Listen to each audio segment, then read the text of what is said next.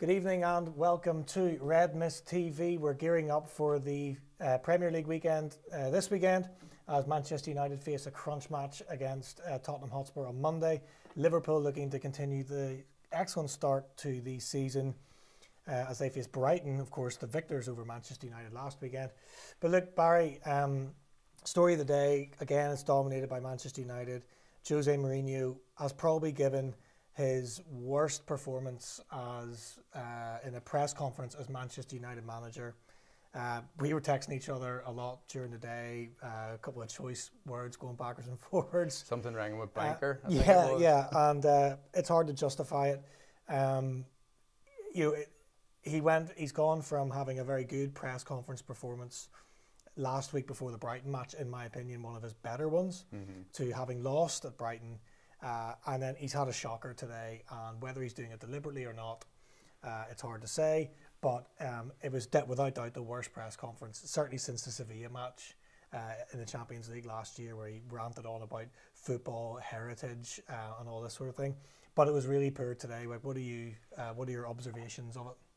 Who's judging? You're saying it was his worst performance. In Jose's mind, it was probably his best because he's being as obtuse as he can be.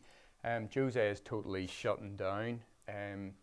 It's difficult when you've got some sane people looking at people that are insane, and for me, Jose borders on the insane. So he's coming across as if he doesn't care whether he brings the fans along, the media along.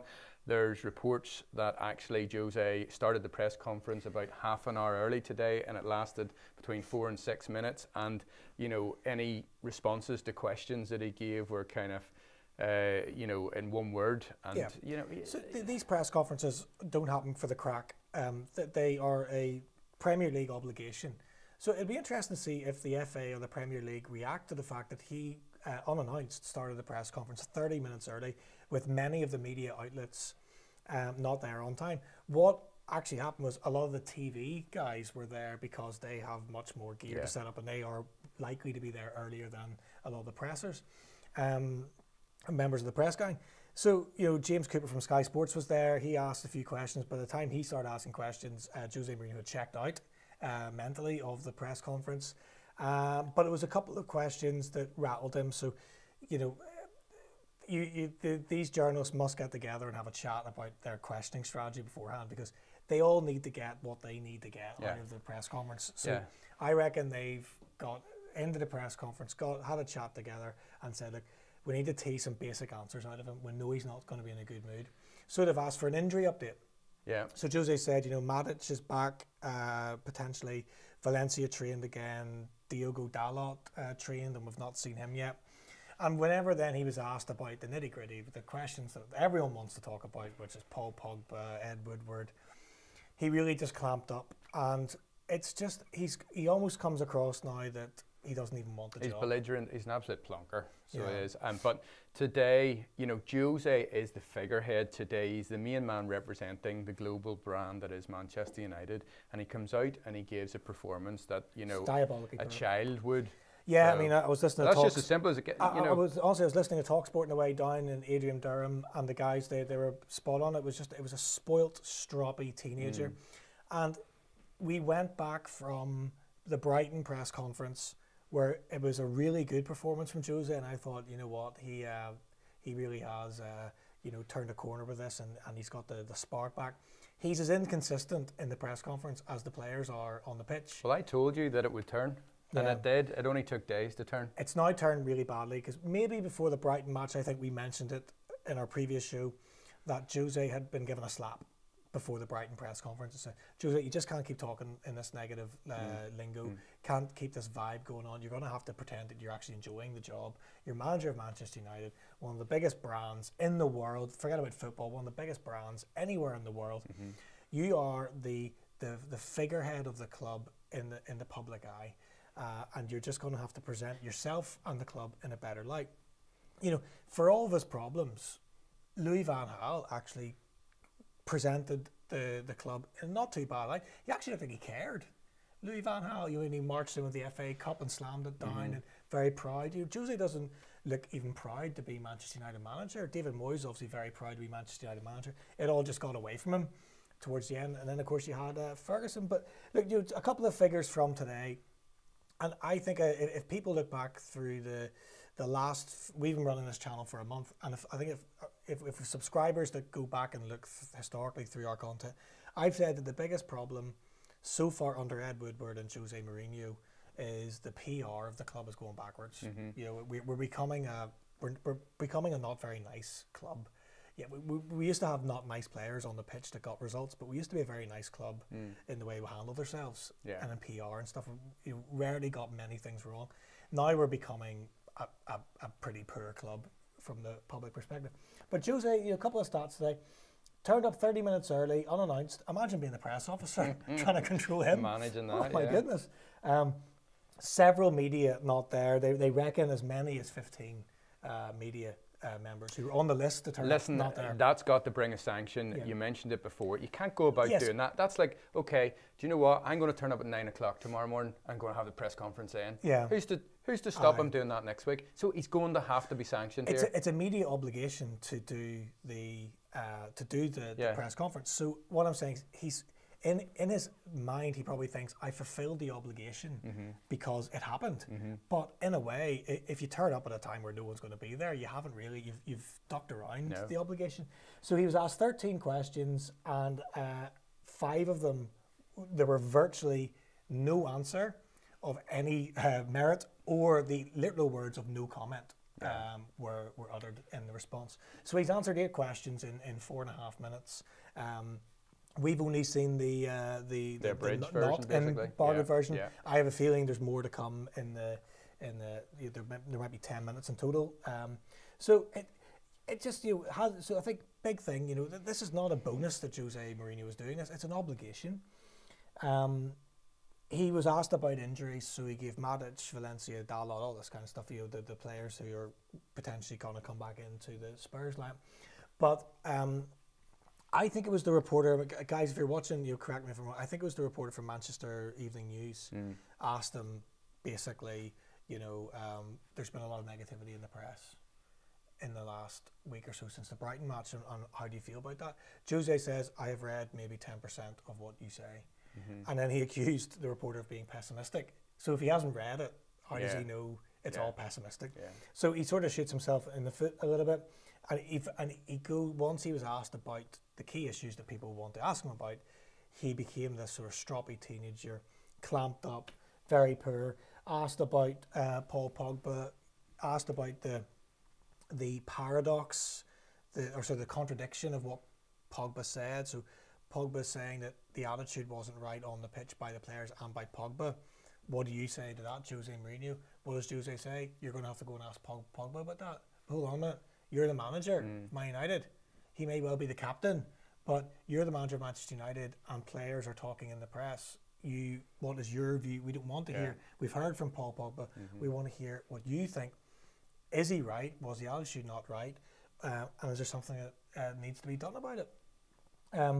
This is probably the stroppiness sort of I can take.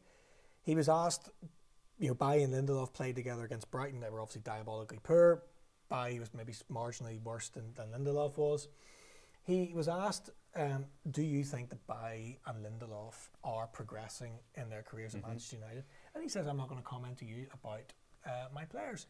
So, what the hell is he there for? I know, I could, but what are you there for? We had an embarrassing last-minute dash to get central defenders. And Jose won't comment about the 2 defenders that he did buy. And perhaps Ed Woodward, who is kind of going up in my estimation a wee bit, if he falls through on what has been reported to be mooted to be happening. Maybe Ed Woodward has said to Jose Mourinho, who's got a shopping list, and he's just like Jose, you've bought 2 central defenders already, and they're kind of misfiring. So why are we just going to sanction more money, more defenders? Why can't you make them better? Surely you saw some potential in them to buy them in the first place. He was asked, what do you think about Mauricio Pochettino and Tottenham Hotspur? What threat do you think they're going to pose? Are you impressed about how they're going about their business? I'm not going to comment. So, well, surely, I mean, it's a pre-match press conference for the Spurs match. Yes, but that's what the press want to be there to understand. Like, what has he done in terms of preparing that team for Spurs, who have started the season brilliantly? You know, who does he see as the threats? I mean, Kane has scored in August, for instance. Those are the bubbling issues, and the questions. Spurs have to deal with the fact that their stadium is delayed indefinitely. Yeah. They're now talking about missing the first Champions League match. So they've got a lot of stuff happening off the field that would affect the players, and they're handling the whole thing magnificently. The fans aren't happy at Spurs. So I think for Jose Mourinho not to have a comment about Spurs in the pre-match press conference for the Spurs match, it's crazy. What does Jose Scott want to have in a press conference? What actually does he see that his obligation is in a press conference? Because this is the crux of the matter. He sees it as a chore. He shouldn't have to do it. But if he doesn't want to do it, he shouldn't be the manager of Manchester United. And he's earning how many millions a year to manage Manchester United, and it's because of the TV money and the brand. So it's cyclical if you think about it. It pays your salary. Yeah, exactly. To do it, Jose. Here's where he's lost me completely. The stroppiness and stuff is very disappointing to watch. I'm a marketing guy myself, so I don't like when brands are being put in that sort of negative position. But if you set that aside, this is where he's lost me completely, and this is where I think Monday he's potentially gone. He said, and this is in his stroppiness, we played well against Leicester and we won. He didn't play well. Yes, and then he says, and against Brighton we didn't play well and we didn't win. So what are you going to do for the Spurs match, Jose? He was asked. He then says, I want to play well and win. But if Jose Mourinho thinks we played well against Leicester, then we have lost it, because it wasn't a good performance. There were too many issues that were there unaddressed from last season. The fact that we scored an early goal but then drifted back 20 yards. Leicester, our right-hand side hasn't been addressed. Chilwell, he had a great game. The reason why we won against Leicester is that Pogba put in a 9 out of 10 performance. The difficulty then is that that's the player that Jose's having a spat with. I watched a video on Twitter. I think I sent it to you, and it was Pogba's performance against Brighton with Benny Hill music in the background. That was class. I loved that. You have to say Shared it everywhere. Just, shared it everywhere. So he has lost it. If he thinks we played well against Leicester and badly against Brighton, he's lost me, because I think what happened was Brighton, we were just exposed and were punished for the mistakes. Leicester should have scored another goal, if not two. Vardy had a couple of chances, didn't they? So it throws Spurs at Old Trafford into context. We have an excellent record against Spurs, but I think that's more the Spurs of old.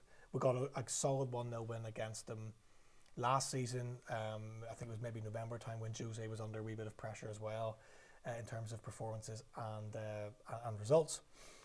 But Spurs generally are a different animal these days than they were. You say that, but you've won 21 of 26 games. I would disregard 16 or 17 of those, because I think that's the Spurs of old. This is a rock solid. I know what you're saying, but actually, if you follow through the patterns of these type of games, what actually happens, comes to fruition. Yeah. And I think, I'm actually predicting a 1-1 in this game, so I am. Yeah.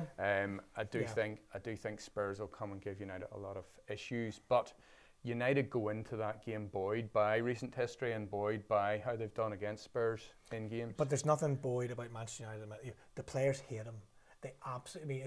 If that Brighton performance told you anything, they absolutely hate him. Eric Bailly is not that bad a defender, but he was made to look like an amateur league player by Glenn Murray, who is a sort of journeyman. He is a journeyman, and in fact, no disrespect intended. Some of the papers gave him 3 out of 10 Yeah. And that was probably. Listen, I'm trying to be honest. He's not. He's a really good defender. Yeah. And he's had a mare, but the whole thing, this negativity, it's seeping through the team. And whenever you're a central defender and you're looking in front of you, I think that your midfielders, Fred and Pogba, are having a shocker. You think, this is only going to put me under pressure for the whole match. And for the third Brighton goal, the penalty, Bailly was actually, in his own penalty area, turned back running towards his own goal. Like, how do you ever get into that bad a position as a defender? And put in a slide tackle from behind, facing his own goal with only maybe 12 yards to the goalkeeper. So he he got himself tied in knots, and it was just a very, very bad defensive performance. But there's no doubt that the Pogba guy, who to me is one of the best players in the league, on his day goes and has an Irish League. It goes to show his inconsistency, Scott, and I think there are a lot of particularly ex-Manchester United players, Paul Scholes in particular, who's actually shone a light on that. And what he's saying is, yes, you'll get a 9 out of 10 from Pogba, but guess what? The next 3 games he'll go missing altogether, and as has been proven. Now you're making quite a sensational prediction this week. Yeah, I think Monday. So look, I have Spurs to win 2-1. I put or a 1-1. I'm somewhere between. It's like 1.5 for Spurs. Would you take a 1-0? No, I wouldn't. We need to win. So Jose's gone if it's a 1-0. I think if it's my real belief here is if it's a defeat, I think he's gone. Okay. Because I think the international break coming means that we've virtually 2 weeks until we play again, and that gives Woodward a little bit of time to get Zidane in, which is where I think it's going, and maybe a director of football. Yeah. And I said in the comment or the video a couple of days ago that I would really respect Ed Woodward if he came out and said, do you know what? Managers like Jose Mourinho, they're coming to me and saying we need to buy this player, this player, this player. I don't know. And I'm not sure. So I'm going to appoint a director of football. I'm going to focus on my job at hand and run the club commercially. I'll have a football man who will report to me, and he'll control the manager and the players as well. I would really, really respect him if he did that. And I think it's coming, and I think in 2 weeks, within the next 2 weeks, we will have a director of football. The difficulty whether with that, Jose's there or not, is that if it does go that way and you lose to Spurs, you're facing compensation for Jose, who you're going to lay off. You're bringing in a brand new sporting director. Yeah. You're bringing in a brand new manager. It's a total upheaval at the club so early in the season. I was doing a bit of work today for once, and a company I do a bit of work for. The managing director said to me, I said, I know, but like it's £12 million to sever Jose Mourinho, and he says, yes, but Scott, think about those players are assets. What's the depreciation value of those players over the next 6 months if this continues? It's more than 12 million. I was like, fair point. I still think, is Jose doing this deliberately? Is he saying, give me my 12 million and I'm away? If you're not happy. And maybe the mistake of Ed Woodward that he's regretting is the contract extension. Gary Neville's point is, don't do this to Jose now. Don't give him a contract extension 8 months ago. Yeah. If you're going to give him a contract extension, then back him to the hilt and give him the time he needs. I think they've changed their mind. And I think they changed their mind over the summer during the pre-season. When he started to ask for player after player. And his attitude and all that sort of stuff. Good comment coming in from Jamie O'Hare saying, don't think Jose will leave. But Jamie, are you saying Jose won't leave on his own accord? Yeah, I agree with that. I don't think he's going to resign. It's not worth it. But the question is, will the board change their mind on him and actually act on it? And it's just, I think the way the cards are falling, I just get a gut feeling that if we lose against Spurs or if it's 1-1 and it's a dreadful performance, I think he's gone. And I think they've got a couple of weeks to get the manager they want in, and I think it's Zidane. This is big what you're saying. So you're saying, potentially after this weekend, the manager could be gone. Tell us about who you're leaving out of your prediction. So I think this is going to be, when we talked off the air, I think this is going to be, I suppose it's a bold prediction. I think this is going to be Jose Mourinho's Ruud Gullit moment at Newcastle. So remember Ruud Gullit dropped Alan Shearer for the Sunderland match. That worked well. It was a power play. Newcastle went 1-up, and he's thinking, this is great. I'm going to now re-establish control over this football club. Sunderland came back and scored 2 goals. I think Niall Quinn and Kevin Phillips, people like that, scored. And that was pretty much the end of Ruud Gullit. That was a big call. I think this is Jose Mourinho's big call. I think he's going to drop Pogba. I think this disagreement, whether it's a real thing that they feud with each other, whether it's an undertone that they're not seeing eye to eye, I think he's going to drop Pogba, and it's Jose Mourinho's power play manoeuvre. And the other players I've dotted in around it is based on what he said in the press conference today. So I think Shaw is going to start at left back because there's no other choice. I think Ashley Young will play at right back because there's no other choice. Valencia's back training and Dalot's back training. However, they're probably not ready. Bailly is not going to play because he was so bad against Brighton, and someone's going to take the blame for it.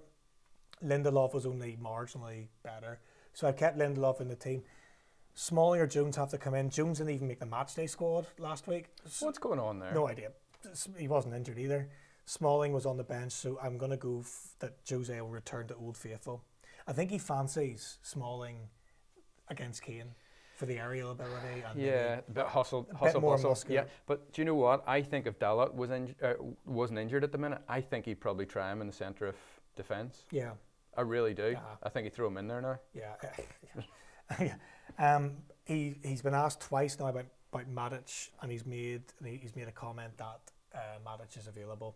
He sort of alluded to Matic being back training against Brighton, but didn't play. I think Matic will come in and play, and that Matic will maybe give a bit of control in midfield whenever you've got the likes of Eriksen, Dembele, and Spurs have good midfielders. Fred will probably keep his place, although I think he's been poor so far, and Pereira could come in. So I think he's going to drop Pogba, and Lingard will play centrally. And the reason I originally, whenever I was drawing this up, I put Lingard out on the right, but then I realised Juan Mata's there, so he guaranteed to play. And why would Juan Mata play? Because he's Juan Mata. You can't get rid of him. The guy, as great a guy as he is, I really like his personality. I really like what he does for charity. I really love that charity setup. But he's just not a Manchester United player, and he's definitely not a right winger. So do you know what? He's going to play for Manchester United on the right wing. Yeah. Jose has said today that Sanchez is back playing, so he's guaranteed to play. Guaranteed to play. Well, if he's fit, and Lukaku will play up front. Tell me this: who captains that side then? It's an interesting point. Smalling probably. So Smalling, I think, is going to captain it, even though he's a bit of a weak link in this 11. This is the mess of Manchester United. Smalling is now. It's been well established for years, and Jose Mourinho has finally realised that he's not a first team player. But he's had captaincy rules under Jose Mourinho. So there was Michael Carrick, who's on the way out. Valencia is obviously still the main captain, but on the proviso that Valencia doesn't play because he's not fit yet, and Pogba's dropped, I think then Smalling is the captain. Total mess. If I was Jose, I would go with De Gea, but that's just me. Maybe, and you know what? That's who I would go with. He deserves to be captain because of what he's done for the club. Yeah. Jamie's come back to us. I don't think he resigned, but I think the board don't have. So he sees him just sitting it out, and this being played out over weeks in advance, after the international break. Again, Jamie, I think the problem that we'll have is the Glazers. If you're non-football people and you're chief executives, board level people, if Ed Woodward comes to the Glazers and says, I think we need to change Jose, the Glazers will look at it from a cold numbers point of view. They're going to go 81 points, second place, Champions League. Are you sure about this, Ed? I mean, is this not going in the right direction? Maybe Ed Woodward says to them, you're just going to have to trust me on it. I mean, we just can't put up with this man anymore. And I think the reports that were widespread through the media earlier on this week is that, and we did a video on it, I think on Wednesday, please check that out, is that Ed Woodward is the man. He's been told by the board at Manchester United, there's going to be no other intervention made. It's your job to sort out the issues affecting Manchester United. So I think ultimately, if Ed Woodward decides he's had a change of heart, I think it is the end for Jose Mourinho. And 12 million is so much money, it's not even real. But they will offset that against the rest of the season, the performances and the potential uplift for the rest of the season. I think, to be honest, the Glazers will find that hard to swallow because they are so commercially driven. It will be a difficult sell for Woodward, actually, to get that across. Well, what Woodward could say is that, look, I've taken the revenues of Manchester United and grown them, but I've also increased the commercial sponsorships into the club. Repeating myself here, but 10 years ago, sponsorships were only 25% of our revenue stream. Now it's over 50%, and that's thanks to Ed Woodward, who's done an excellent job. Somebody actually trolled me on our Facebook page last night to say that I'm a disgrace the way I talk about Ed Woodward. I think I was really... I was like, did you watch the video? I think they just read the banner. He saw the banner, and it wasn't clickbait, I don't think either. But I was like, did you watch the video? Because I thought I was really positive about Ed Woodward. I think he did a good job. He didn't need to watch the video. Just you put your absolute disgrace. It's like, okay. So I think if Ed Woodward is the man to sort it out, let him sort it out. I think he's had a change of mind. Yeah. And I'm starting to slowly believe in Ed Woodward a bit more. Yeah. And I would actually really like to see a director of football now. Good comment. Yeah. Eamon has come in. Thanks for the comment as well, Eamon. Sanchez total car crash transfer. I agree completely with you. It was one of those ones where I think at the time he became available from Arsenal, it was just, Man City were chasing him, Man United were chasing him, other teams around Europe were chasing him. You just thought, get him in and we'll work it out.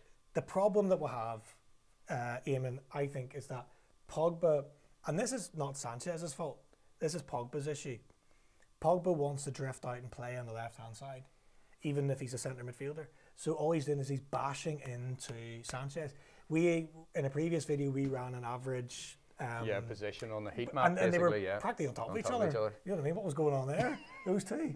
Absolute love fest between them. I think it's a very good point because, if I think Sanchez before he came to Manchester United, he was so influential in the Arsenal team. When they played so well and so successfully, that was the man that you had to target. But he's anything but at Manchester United. I think he's so ineffective. He's walked into it, so he's obviously an excellent player. He hasn't just become a bad player. He's walked into a dressing room potentially in disarray that don't like the manager. He's been playing. He came for no fee with Mkhitaryan going the other direction, and he's obviously on $500,000 a week. He's on mega money. So there's a lot of pressure on him, and I think he's come in and he's realised that at Arsenal he carried the ball so much. Very, very ball greedy player, but you can't argue with his work rate. He's coming to Manchester United where he's got more dominant figures who want to hold the ball. And Pogba at his worst is a ball hogger as well. He's a smaller fish in a bigger pond. I think that's probably the analogy that you're putting across. So Jamie's back. I don't think Woodward believes in Jose, and that was proven when United held out on giving Fellaini a new contract. And you just don't know that. Yeah, it's a fair point. And is it Jose that wanted to give Fellaini a contract, or did Woodward at Man United say, look, give him another contract because he's going to go for free in a year's time, or even we might get £7 or £8 million for him. It's not worth it. We might as well hold on to him. Probably it's Jose Mourinho that wanted to keep Fellaini because he seems to use him as an option. And that's really the worst of the worst about where the Brighton performance went in the second half. It became like lump it up to the big man, Lukaku and Fellaini. Can we feed off the scraps? Can someone get a shot away? Like Manchester United against Brighton. And I must say, as well, talking positively, which I always try to do, it doesn't always happen. Could have surprised me. What an amazing job Chris Hughton's done. Yeah, unbelievable. Did you know they're 2 for 2 in the Premier League this season? Guy doesn't get talked about. No. And I don't want to get into it, but I think there are other issues in play with why he doesn't get talked about, generally across media or even for things like England setup and stuff. He's never ever thought about. Yeah, it's a strange one. And he's been a coach at Spurs whenever he retired as a player. Yeah. He has had such a track record, and you wonder if Newcastle United look back at that and think that was stupid. Tremendous job. And we'll see how well he does when we play them tomorrow. Listen, so I don't think you're going to have any problems. No, I don't. But do you think Kieran McKenna we get a chance of club if Jose Mourinho perhaps main man in the back? Oh, he's a good one. He's somebody who I know from the under-21s here. Some we're going to try and get involved in the show at some point. It's a good point, Jamie. He was a Northern Ireland under-21 captain once upon a time, an absolutely great guy. I don't think injury-wise things worked out for him.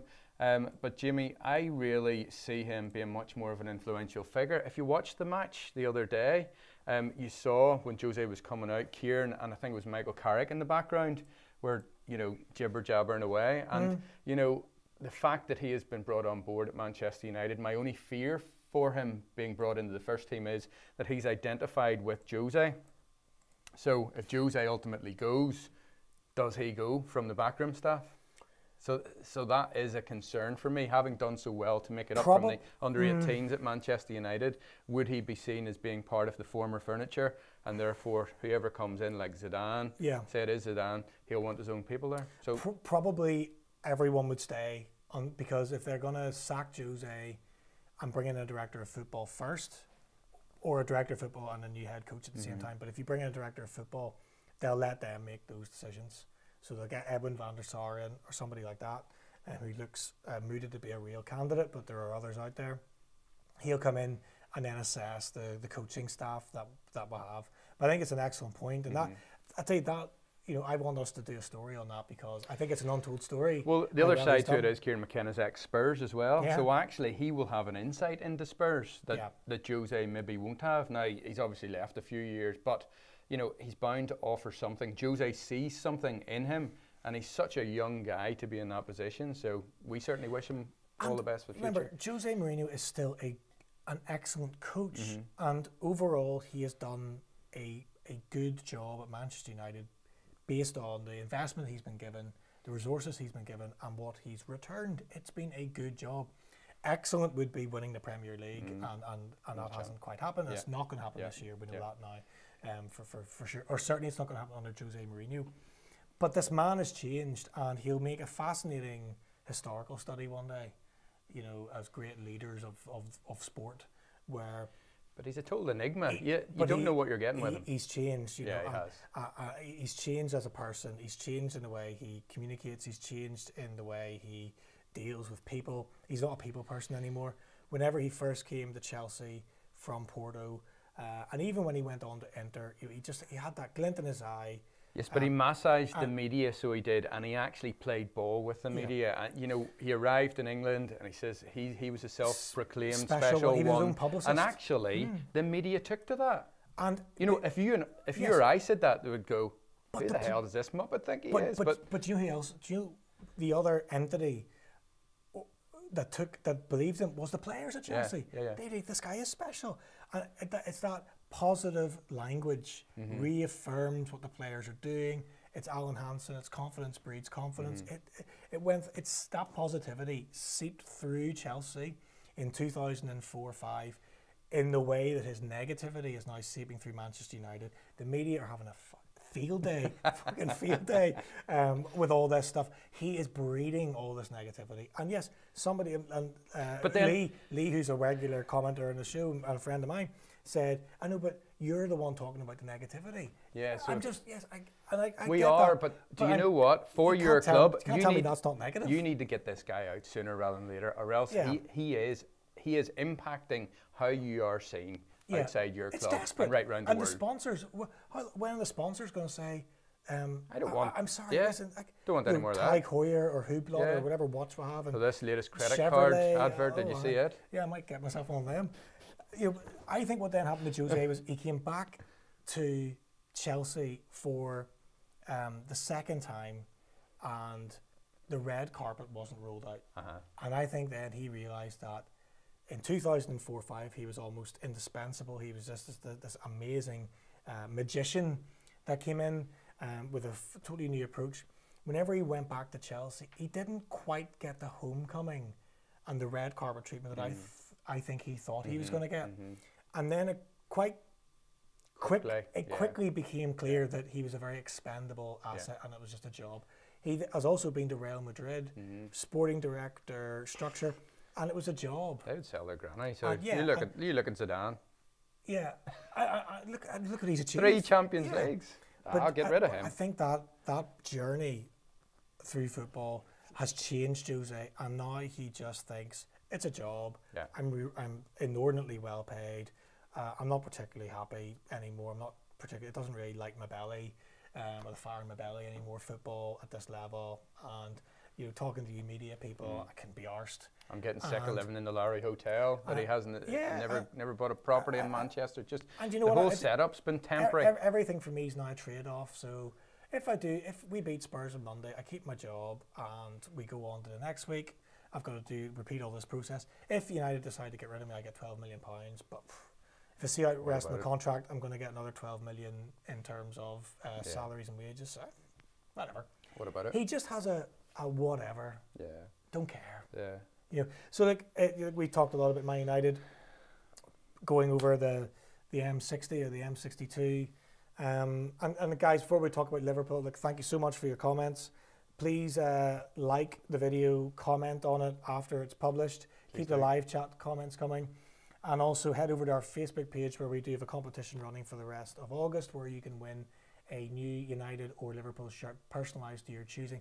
Really would like you to like our Facebook page as well, because we're going to be doing much more content on it, live content as well, in the coming days. Over to Melwood, just like everyone's just tickling each other, you know. Under the bed. Yeah, just everyone's just, it's just great, and it's a slap and a tickle. It was. Big knees up. It was, you know, the press conference was earlier today, and what I will say is Klopp was his usual jovial self, but he's still a bit obtuse because the opening questions, I think one of the media asked about Karius, and, you know, can you think back to whenever Liverpool was 10 minutes before the Champions League final, and look, only a few months later, and now he's out the door, and Klopp stops him straight in his tracks and goes, well, hold on, who told you straight out the door? I'm not commenting on that. Move on to the next question. So there is kind of a bit of that as well. He's very reluctant to talk about people who are particularly going out of Liverpool between now and the end of this window. But you know what I think that is? I think that's because that is negative language. It's not a negative thing getting rid of Karius. Yeah, that's a fair point. The guy's going to move on with his career, and I'm sure he'll be great. But I think it's because Klopp, I think, is all about positive affirmation, positive language, the power of positive thinking. So talking about negative things, and that brings back the memory of the Champions League final. He is, and you've hit the nail on the head there. So what he went on to talk about, and the theme of today's press conference today at Melwood, was the fact that the press were asking him, well, you know, we've started so well, yet to concede. You've got 6 points on the board, so are you just trying to replicate that form? He says, no, definitely not, because if you think that you have hit the highs in your first 2 games, where's the bar going to go to? You've kind of set the bar. So actually he says, I need the team and the squad to improve each and every game.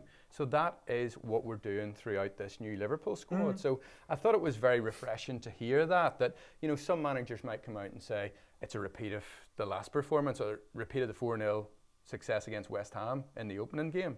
And you go to yourself, well, yeah, let's go with that. But he's actually saying, no, I'm challenging my players. And he did. He came out after the Crystal Palace win, and he says he wanted particularly the fullbacks to get forward much more. He thought that they didn't kind of back up the 3 in midfield.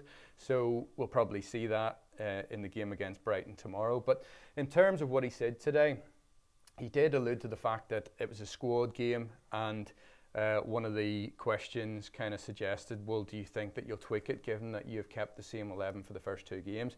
And he says, well, look, you know, changes are always a possibility. And by saying that, I kind of got a hint that there will be a change or two for tomorrow.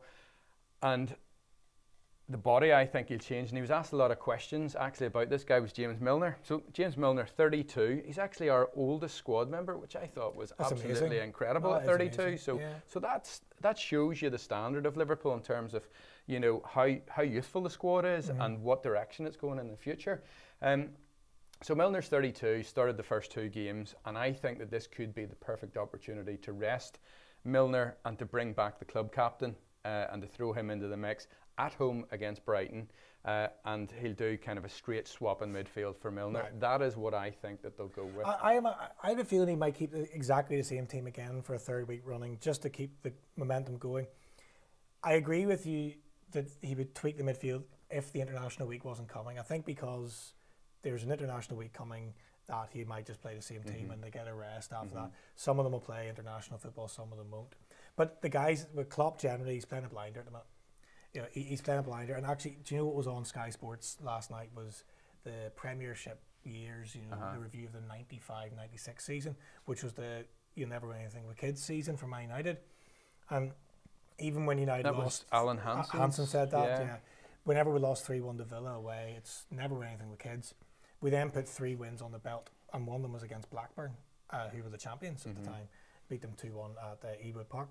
But Ferguson gave a really measured post-match interview. He says, "Yeah, they did well." Yeah. And you know, look, we're excited. Yeah. But you know, what the players have got to learn is that that's the standard. They've got to keep going now, week in, week out. They'll have done something good if they can maintain that standard.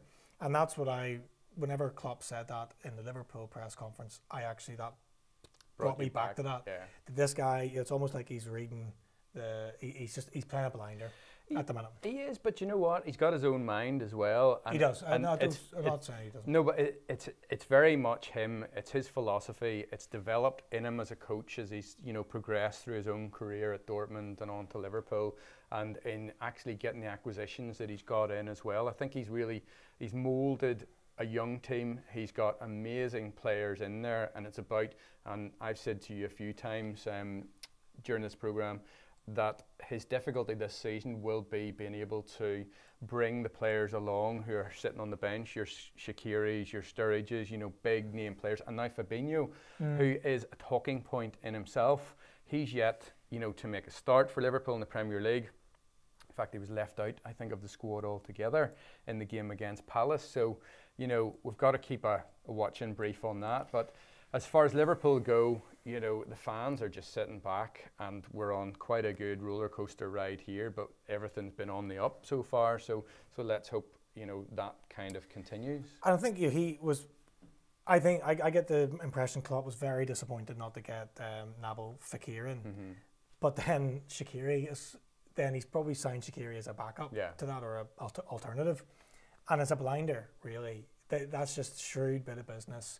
Pluck a very talented player from obscurity, which all the great managers do, great recruiters do down the years, and he sits there as a potential starter, but he sits there on the bench and he can play a variety of positions. And I know you're a big fan of that signing. Yeah, very much so. And it's like, I'm not comparing him to Cantona, but Cantona was plucked a little bit from obscurity from Leeds. You just never know what those players. Yeah. There's one that just catches fire. I'm excited about him, and it's strange because when they signed Milner, I wasn't excited. I was quite the opposite. Well, we did think it was a retirement home signing. And actually, he's turned out to be anything but. I mean, James Milner's been a brilliant servant so far since he's come from City. But I hope Shaqiri is given the opportunity to do what he's shown at Stoke previously and in pre-season. Well, it's a good move for both parties. Yeah. Great value, 13 million for a player of that calibre is good value. But Shaqiri's got a lot to prove because, Stoke didn't go well. And there were a lot of accusations levelled against him by the likes of Neville and Carragher, a bit of Joe Allen, that sort of. And the question marks were put to him on his work ethic. Yeah. So I think it's a great deal. I think it's a tremendous bit of business by Klopp because it's value for money. He needed a player in that position that could potentially rotate off the bench. But he's going to have a motivated and hungry player who's got a wee bit to prove. Yeah, and when he gets on the pitch. And his career's almost going. It's a great move because he can revitalise his career because going from Inter and Bayern Munich to Stoke is not the move. Well, look, you're talking about a good commercial bit of business. I think we should mention the news that broke today. The reasoning behind it we'll talk about. But Liverpool reportedly at the end of last year, the subject of a £2 billion takeover bid, which would have been the biggest in world football, were led to believe that the cousin of Sheikh Mansour, who owns Manchester City, was interested, and he was speaking to Liverpool reps, not necessarily Fenway Sports Group reps, but Liverpool reps. Salespeople, basically. And I think what Liverpool have come out today, or certainly the FSG group have come out, their reps today, and said is, we are interested in a minority investor, somebody who's going to maybe put 10 to 12, maybe 15% equity, behind the totality of the club. But we're not in any way interested in selling the club as an entity. So they obviously see that, the club's on the up. They're going to make their money back big time in terms of what they invested to start with. But big news, it kind of suggests to me that Liverpool are coming more and more towards Manchester United in the commercial viability, where we struggled, let's be honest, in the last 10 years to actually catch up. Yeah, so actually that news, and again, why did that leak out at this stage? I think there's probably more behind it, and we are going to hear more as far as that comes. And a couple of other reports said that the reason why it didn't progress any further is maybe a bit of a fit and proper eligibility test was done. And it didn't come out positive in terms of that group. Whether it's because they are so closely linked to the Manchester City group, it remains to be seen. And I think another reason why Liverpool are becoming even more investable is there was so much talk about a shared stadium with Everton down the line, which is now off the table, and because Anfield's now proven itself to be quite investable and expandable. Yeah, well, I mean, they've stuck up the new stand, so it's looking well. Jamie's come back with a good comment. Jamie, you're saying Liverpool fantastic in the transfer window. It's depressing looking at it from a Man United perspective, and you think it'll be reflected upon the season. I think, yeah, I'm totally with you. The only thing I would say is, you know, January transfer window opens again. You know, where will United be then at that stage? I think we've got enough in our squad. It's not, there's still players hanging on from the Moyes, Van Gaal eras, Mata, Fellaini, you know, with Herrera, poor player, Rojo. There's dead wood to be cleared out in my view. A lot of Man United fans swear by Ander Herrera, but you know, it's all just opinions, and sometimes I don't understand how someone could have an opinion about some of the things that, you know, I can't believe either. So, but there is enough quality in the squad to have a good season. Certainly a top 4. Yeah. But it's down to managing expectation, I think, is the key for Manchester United this season, I think. Is it in the best interest of the club that the manager goes, they restructure what they want to restructure, so there's a long-term vision? This should have been done in the summer, by the way. That is the criticism you can level at the board or Ed Woodward. And we don't know what goes on behind the scenes, but if they were going to make a change, make it in the summer. Yeah. For God's sake, you don't do it after week 3. They're lucky that there's a block of 3 games and there's an international break where a change could be made. Zidane's sitting there unemployed, he's available. If that's the way they want to go, if they want to become this kind of Galactico structure, head of sporting development and a football director and a head coach, then do it, just get on with it. Because we've had 2 games this season. We have scored 3 goals and conceded 3. So that's an average set of figures. And we've won 1 game and we've lost 1 game, and we've played poorly. Flattered to deceive, I would say, is probably the way to. I think we're fortunate to have 3 points on the board. Yeah, I would say so. And I think, you know, what we need to accept is that, you know, you can only put a plaster over a situation for so long. If Leicester, like if buts and maybes, but if Leicester had got another goal at Old Trafford, you're sitting there at 1 point, would the manager still be there? I'm not sure he would be. I think it's that toxic now situation. Yeah. And it's being so widely reported on, and he's handling it so badly, Jose Mourinho, if he wants to keep his job. So if he doesn't want to keep his job, if he wants to be sacked and shown the door and there's your 12 million, then he's playing a blinder. Yeah. But on the proviso that he wants to keep his job at Manchester United, he's not presenting himself in the right light. It's only going one way, this. And Spurs, did we say just before the season kicked off, I said we could win the league or we could finish 7th. And there could be actually a huge dip. A massive dip. And you have to hit the bottom.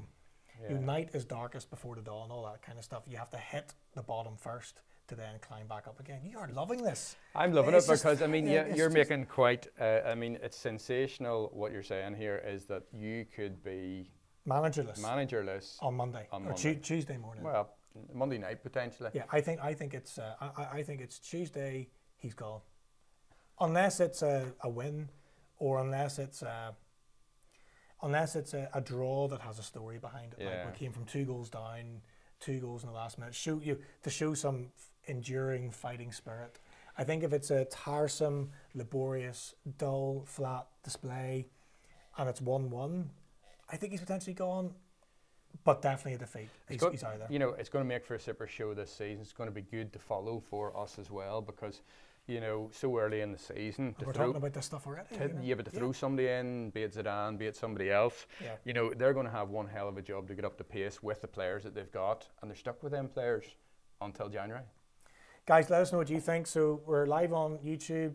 Comment in the section below once it's published as a video as well. Some great live chat comments today, which we really appreciate. Make sure you subscribe to our YouTube channel, like the video, and go over to our Facebook page where there's a competition running for the rest of August. And also make sure you like our Facebook page because we're going to be doing a lot more live and recorded content on there too. We're going to be back on Sunday with a wee bit of a review of the Brighton match. Yep. And then we're going to be doing a pre-match, half-time, and a post-match review of Manchester United against Spurs on Monday. We'd be insane to miss that in terms of doing a live show because just anything is possible. But look, let us know what you think. Do you think this is the end, or we're nearing the end for Jose Mourinho? How importantly do you rate the performance and the result against Spurs? I mean, I actually genuinely believe that this will be this could potentially be the end of Jose Mourinho with certainly a defeat and even a bad performance and a draw. But guys, we're going to be back over the course of the weekend. We need to wipe the smile off his face. Jose in. We will see you for our next show, which is going to be on Sunday.